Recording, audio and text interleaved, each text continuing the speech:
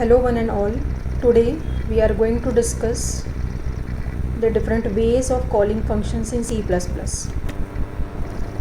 functions are basically a group of programmable statements with a user defined name which is used to perform a specific task repeatedly in a given program. Functions are used to provide modularity to the program, which in turn increases the readability of a program. General syntax of any function is return type, user defined name, followed by list of arguments. The list of arguments are optional.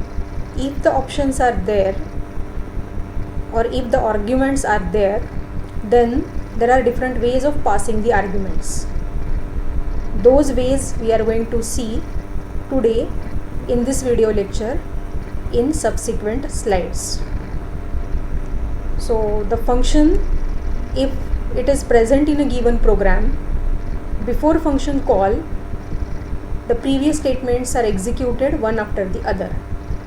Whenever the function call occurs, the control is given to the function definition. The set of statements are executed, which is called as a function body. When the function terminates, again the control is given back to the calling program.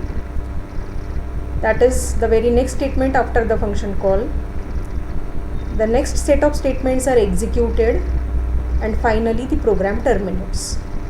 This is how the function gets executed in any given program. So now we'll proceed for the different ways of calling the function if the function contains the list of arguments or an argument. So these are the ways: call by value, call by pointer, and call by variable, reference variable.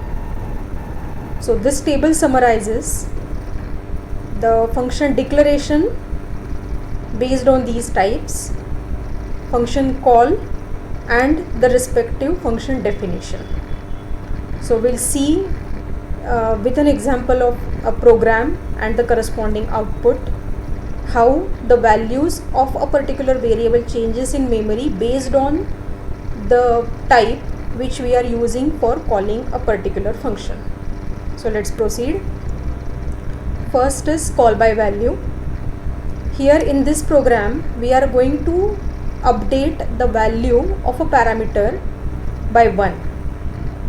So this is the overall idea of this program.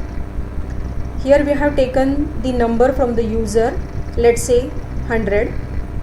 So in memory this NO contains 100. We have printed the value of 100 before function call and after function call to make you identify if we change the value of a variable in function, whether it is reflected in the calling program or not. So this is the sole purpose of printing the value before and after the function call. So here is the function call and NO which we have taken from the user is passed. So this is the syntax for call by value. Once we come over here, the value gets updated, and as we all know, this NO scope is local to this function. So this integer NO and this integer NO is no way related to each other. This NO is limited to main function and this NO is limited to modify function. So two different memory locations are there in RAM, and the updated value is present at this location only. So if we try to print the value of NO, we'll get the same value as it was printed before function call. You can see in the program output, value we have entered as 100. Before and after function call we are getting the same value. So if you don't want the reflected value in the function call from where the function is called, then you can go for call by value. So the next type is call by pointer. If you don't want to return the value from the function but still you want the changes to be made in the function from where you have called, then call by pointers, this type is used. So here let's take an example. A pointer variable is the prototype which has been used over here. So the program remains same, only the changes are made in pointer, call by pointer. So the function is called by using address operator, because in the function definition we have used call by pointers. So whenever we call any function by call by pointer, we need to pass its address, and to hold the addresses the pointer variables are used. So here if I say %no, I need to use pointer variable in the modify function. So this no is a pointer variable, and the pointer variable are always holding the addresses of the normal variable. So here it is an integer pointer, so this integer pointer will consist the address of integer variable. Now let's say this no is stored at location 1000h. This 1000h will be stored as in value of this pointer variable.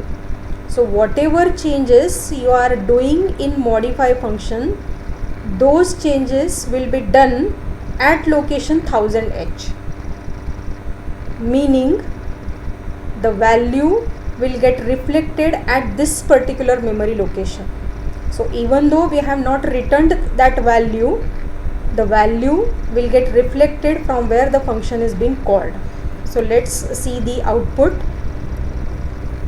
So as you can see in the output, the before function call value is 100, and after it has been updated by 101.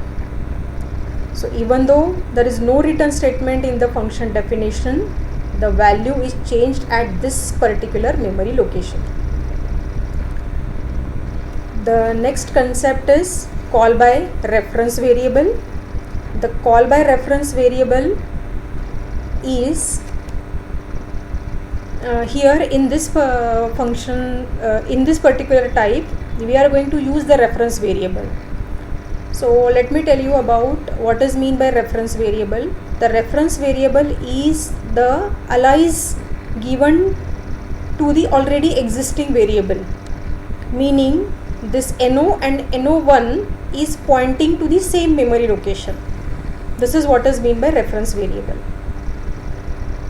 So the function call is same as that of the function call by value.